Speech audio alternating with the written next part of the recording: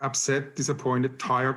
I mean, you run from airport to airport. Montrealers Peter Pfefferle and Natasha Carpentier couldn't wait to be back home, relaxing on their couch after being stranded last week in South Africa following a humanitarian trip, as the spread of the Omicron variant and travel restrictions left them with few options. After finally finding a way back home, they thought the worst was behind them, but say their treatment by Canadian officials upon arrival was shocking. We knew that we were going to go into quarantine, and it's just the way that it was set up. It wasn't coordinated. It wasn't professional. When we went into the new hotel, they put us on taxis. We weren't allowed to say, they didn't tell us where we're going. We weren't allowed to say where we're going to our kids or anybody. It's a punishment. That's what I see in it. And nobody could explain it to me. What's the reason behind it?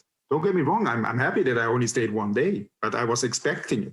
But what I was not expecting is that I'm being treated, or that we are being treated like state of the enemies. Peter and Natasha spent just over 24 hours in a hotel room awaiting PCR test results and say they felt like prisoners. After traveling for 26 hours, they held us 4 hours in the airport. We had nothing to eat, we had nothing to drink until they finally gave us a bottle of water.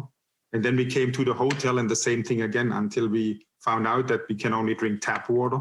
We cannot order anything because it's a federal facility and it's for our own protection. The couple spent 3 weeks in South Africa helping build schools there with Montreal-based foundation Team Frank Africa. After making it home on a flight from Germany, they wondered why they couldn't quarantine directly at home like others on the flight, considering how many COVID tests they'd recently received. We had $1,500 spent in PCR tests.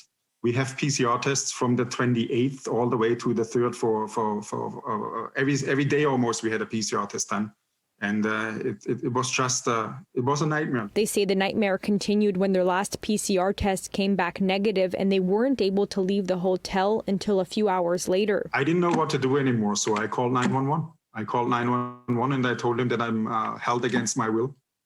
They told me that the government is outranking them, so they cannot do anything about it. City News contacted Public Health Canada and did not hear back from them in time for air. Hopefully, and then next time it's easier.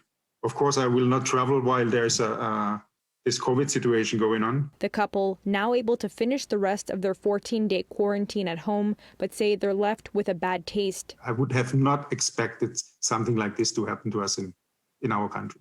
In Montreal, Alyssia Rubertucci, City News.